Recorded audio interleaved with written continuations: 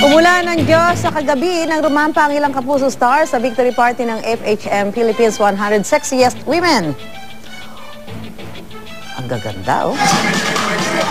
Women of the World ang tema ng fashion show at kitang-kita ito sa kanilang mga costumes. Grabe, paseksihan talaga, no?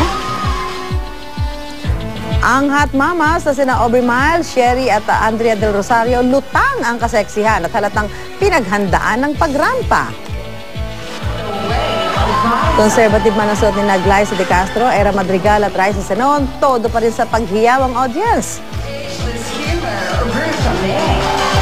Ang kontrobersyal naman na si Diana Meneses, agaw atensyon sa kanyang stunning pink bikini.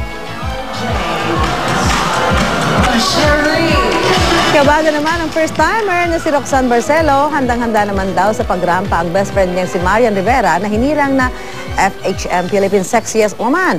Masaya naman daw siya sa resulta ng kanyang hard work. Sexy naman ito si Marian. Nakakakaba, at the same time, masayang-masaya ako na nangyari itong gabing ito. Kasama mo kanina dito? Actually, the whole naman ng preparation kasama ko siya.